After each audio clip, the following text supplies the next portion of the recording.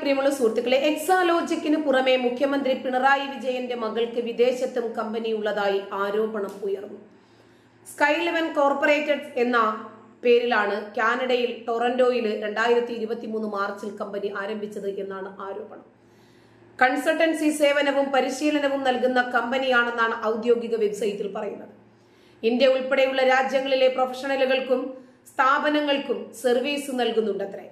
Software കമ്പനിയായ എക്സാലോജിക്കിന്റെ ഉടമയാണ് വീണ വിജയൻ. എക്സാലോജിക്കിന്റെ പ്രവർത്തനം സബ് രജിസ്റ്റർ ഓഫ് കമ്പനീസ് മരവിപ്പിച്ചതിന് പിന്നാലെയാണ് കാനഡയിൽ കമ്പനി ആരംഭിച്ചത് എന്ന് വെബ്സൈറ്റിലൂടെ മനസ്സിലാകുന്നു. വീണയുടെ പേരാണ് ഡയറക്ടറുടെ സ്ഥാനത്ത് കാണിച്ചിരിക്കുന്നത്. ലിങ്ക്ഡ്ഇന്നിൽ നൽകിയിരിക്കുന്ന വിവരത്തില് എക്സാലോജിക്കിലെ സോഫ്റ്റ്വെയർ ഡെവലപ്പറായ ജീവൻ എന്നയാളുടെ പേരും കാണിക്കുന്നുണ്ട്. CMRL എക്സാലോജിക്കിലെ പരാതിക്കാരൻ ഷോൺ ജോർജ് ആണ് ഫേസ്ബുക്കിലൂടെ ആരോപണവുമായി രംഗത്തെത്തിയത്. ഇതാ മറ്റൊരു പെൻഷൻ സംരംഭം, എന്തൊരു പെൻഷനാണിത് എന്ന അടിക്കുറിപ്പോടുകൂടിയാണ് ഷോൺ ജോർജ് പോസ്റ്റ് പങ്കുവച്ചത്.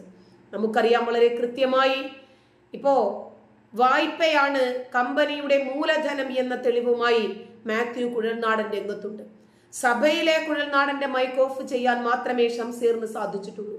പക്ഷേ പുറത്തിറങ്ങി വാർത്താ സമ്മേളനം നടത്തി താൻ ശേഖരിച്ചു വെച്ചിരിക്കുന്ന തെളിവുകൾ പൊതുജനങ്ങൾക്കും മാധ്യമങ്ങൾക്കും കൊടുക്കാനാണ് മാത്യു കുഴൽനാടൻ താല്പര്യപ്പെട്ടത്.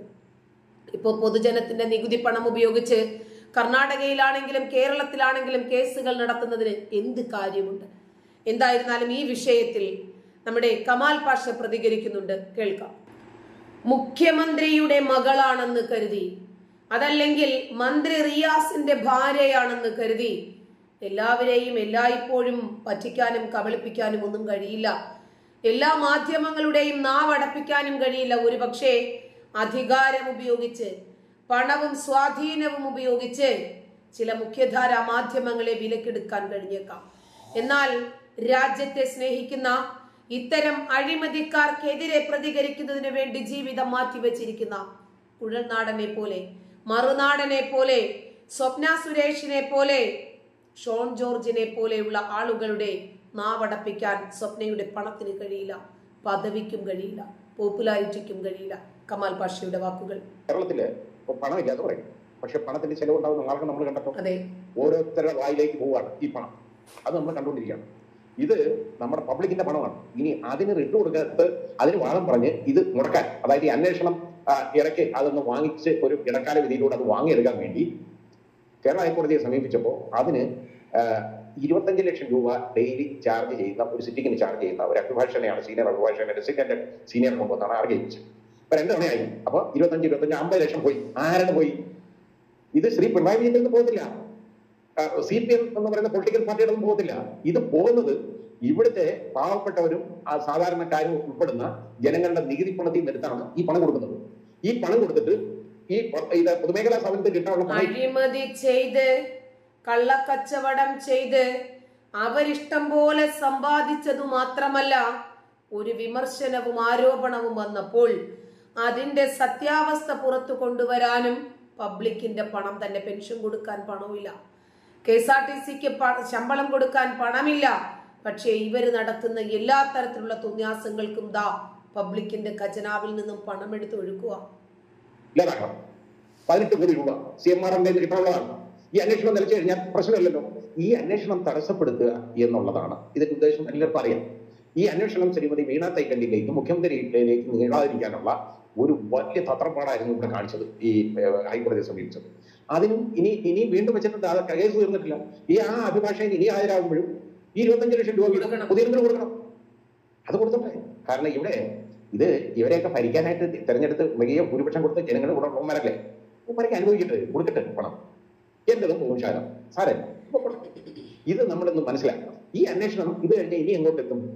ശ്രീമതി വീണ തൈക്കണ്ടിയിലേക്ക് പോകും. അതെല്ലാവർക്കും അറിയാം. അങ്ങനെ പോകാതിരിക്കാൻ വേണ്ടിയാണ് KSIDCയെ കൊണ്ട് ജയിപ്പിക്കുന്നത്. കാരണം ഇതിന് പുറത്തു വരെ കാരണം ശ്രീമതി വീണ തൈക്കണ്ടിയുടെ ആ കമ്പനി, 1% കമ്പനി എന്ന് പറയുന്ന എക്സാലോജിക്ക് ഇപ്പോ ഡോർമെന്റ് ആക്കി വെച്ചേക്കാണ്. ഡോർമെന്റ് ആയിട്ട് ഉടനെ ആപ്ലിക്കേഷൻ കൊടുത്തു. അതിന് തന്നെ ഗുരുതരമായ ആരോപണങ്ങളുണ്ട് ഈ ഡോർമെന്റ് ആക്കിയത്. ആ ഡോർമെന്റ് ആക്കാൻ കൊടുത്ത കാരണങ്ങൾ എന്ന് പറയുന്നത് അത് കള്ളത്തരമാണ്, മുഴുവൻ കുഴപ്പം പിടിച്ചതാണ് എന്നുള്ളതാണ് ഇപ്പോ പുറത്ത് ഇങ്ങനെ പറഞ്ഞു കേൾക്കുന്നത്. കാരണം ഞാനത് കണ്ടില്ല, ആപ്ലിക്കേഷൻ ഞാൻ കണ്ടില്ല, അതിനകത്ത് എന്ത് എഴുതി കൊടുത്തതെന്ന് കാണാത്തിടത്തോളം കാലം എനിക്കൊന്നും പറയാൻ പറ്റില്ല.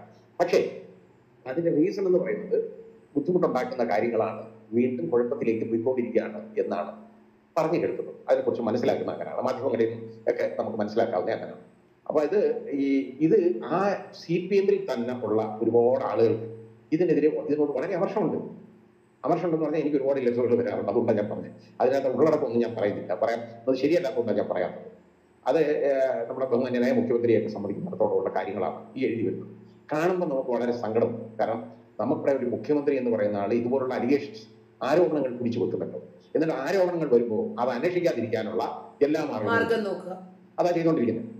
ബാക്കി അതിനെ പുറത്തോട്ട് അത് കമ്പനി ശ്രീമതി വീണ തൈക്കണ്ടിയിൽ കമ്പനി തുടങ്ങി എങ്ങനെയാണെന്നോ അതൊന്നും അതിനെക്കുറിച്ചൊന്നും ഞാൻ പറയുന്നില്ല. അതൊക്കെ അദ്ദേഹം അവരൊക്കെ പറയുന്നതൊക്കെ ശരിയായിട്ട് ആളുകൾ ധരിച്ചോട്ടെ. കാരണം എന്തെങ്കിലും ഒരു കാര്യം പറയണോ പറഞ്ഞോട്ടെ. അപ്പൊ ആ രീതിയിൽ പോയിക്കൊണ്ടിരിക്കുക കാര്യങ്ങൾ. വളരെ വളരെ ബുദ്ധിമുട്ടുള്ള ഒരു സാഹചര്യമാണ്, നമുക്കൊക്കെ നാണക്കേടുണ്ടാവുന്ന ഒരു സാഹചര്യമാണ്. അതാണ് ഇപ്പൊ വന്നുകൊണ്ടിരിക്കുന്നത്. പക്ഷേ ഇതിൽ നിന്ന് അത്ര പെട്ടെന്ന് ഊരിപ്പോകാൻ പറ്റും എന്ന് എനിക്ക് തോന്നുന്നില്ല. പിന്നെ ജനങ്ങളുടെ അടുത്ത് പറയാം, ജനങ്ങളെ എന്ത് പറഞ്ഞാൽ പറ്റില്ല, ജനങ്ങൾ ഇത് അനുഭവിക്കണം. കാരണം ഞങ്ങളാണ് അവരെ തെരഞ്ഞെടുത്തത്, അതുകൊണ്ട് നമ്മുടെ നികുതി പണം ഉപയോഗിച്ചിട്ട് തന്നെ അനുഭവിക്കണം. പാവങ്ങളായ ആളുകൾക്ക് പെൻഷൻ കൊടുക്കാൻ പണമില്ല, സ്വന്തം മകളുടെ കേസ് അന്വേഷിക്കരുതേ എന്ന് പറഞ്ഞ് ആ പാവങ്ങളുടെ തന്നെ നികുതി പണം എടുത്ത് ഒഴുക്കുന്നുണ്ടെങ്കിൽ ഇത് നമ്മൾ വെച്ച വിനയാ, നമ്മൾ തന്നെ അനുഭവിക്കണം. ഒരു സിനിമ ചോദിക്കുന്നുണ്ട്, എന്ത് പറഞ്ഞാൽ പറ്റിക്കാൻ എന്ന് പറഞ്ഞാൽ ഈ ജനങ്ങളെ, ഈ പറ്റിക്കപ്പെടാനായിട്ട് നിൽക്കുന്ന ജനങ്ങളുണ്ട്, അവരെ എന്ത് പറഞ്ഞു വേണമെങ്കിലും പറ്റിക്കാം. ആ രീതിയിലേക്ക് ഇപ്പൊ ഒരു പുതിയ കഥയെന്ന് പറഞ്ഞെടുക്കും, ഞാൻ അങ്ങനെ ചെയ്യുന്നു ഇങ്ങനെ ചെയ്യുന്നു എന്ന് പറഞ്ഞാണ് ആ രീതിയിലാണ് ഇനി പോകുന്നത് കേട്ടോ. ഇതെല്ലാം അത് മറ്റവർ ചെയ്യുന്നതാണ്, ഇവർ ചെയ്യുന്നതാണ്, രാഷ്ട്രീയ പകപോക്കലാണ് ഇത്. ഏതായാലും ഇവിടെ എന്തോ പകപോക്കലെന്ന് എനിക്കറിയത്തില്ല.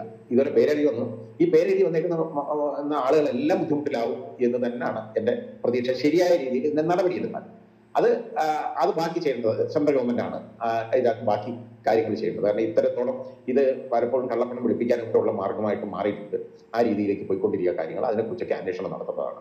ഏതായാലും ഇപ്പോൾ ഇതിന്റെ സീരിയസ് ഫ്രോഡ് അന്വേഷിക്കുന്ന ഏജൻസി അന്വേഷിക്കുക എന്ന് പറഞ്ഞാൽ കുറച്ച് ബുദ്ധിമുട്ടുള്ള ഒരു കാര്യമാണ്. അവരത് നല്ല രീതിയിൽ അവർ അന്വേഷണം മുമ്പോട്ട് കൊണ്ടുപോകും എന്നുള്ളതാണ്. അവർ KSIDCയിൽ ഒരു തവണ നടന്നു, ഇനി വീണ്ടും KSIDC തന്നെ ബാക്കി അന്വേഷണം. ഇന്നലെ അവർ അവിടുത്തെ സെർച്ച് നിർത്തിവെച്ചെങ്കിൽ പോലും അത് വീണ്ടും തുടങ്ങും. അവർ ആദ്യം CMRൽ പോയി, ഇനി രണ്ടാമത് KSIDC വന്നു, ഇനി മൂന്നാമത് കൊണ്ടത് എക്സാലോജിക്ക്, അതായത് ശ്രീമതി വീണ തൈക്കണ്ടി. അപ്പൊ അത് എങ്ങനെയെങ്കിലും ഒതുക്കി വെക്കുന്നതിന് വേണ്ടിയാണ് ഈ ഹൈക്കോടതിയെ സമീപിച്ചത്. പക്ഷെ ഹൈക്കോടതി സമയോചിതമായിട്ട് അതിന് ഇത് തന്നെയാണ് നമ്മുടെ മുഖ്യമന്ത്രിയുടെ പ്രധാനപ്പെട്ട തലച്ചോറ്. ഇനിയും സിറ്റിങ്ങിന് 1 ലക്ഷം ചോദിച്ചാലും 10 ലക്ഷം ചോദിച്ചാലും 50 ലക്ഷം ചോദിച്ചാലും ശരി, പോകുന്നത് പബ്ലിക്കിന്റെ പണമല്ലേ, അതിനും ഇദ്ദേഹം തയ്യാറാകും. കാരണം മകളെ ഇതിൽ നിന്നും ഊരിയെടുക്കണ്ടേ, ഇതിൽ നിന്നും പണമുണ്ടാക്കി കോടിക്കണക്കിന് പണം വിദേശത്തേക്ക് അയച്ചു എന്നത് മാത്രമല്ല, വീണ്ടും ജനങ്ങളെ ദ്രോഹിച്ചു കൊണ്ടിരിക്കുന്ന ഈ സർക്കാരിന് ലേശം ഉളുപ്പെങ്കിലും ആകാമായിരുന്നില്ലേ? ഇവരെയൊക്കെ ന്യായീകരിക്കാൻ നടക്കുന്ന പാർട്ടി വൃത്തങ്ങളുണ്ടല്ലോ, ഒന്നും പറയാനില്ല. നന്ദി.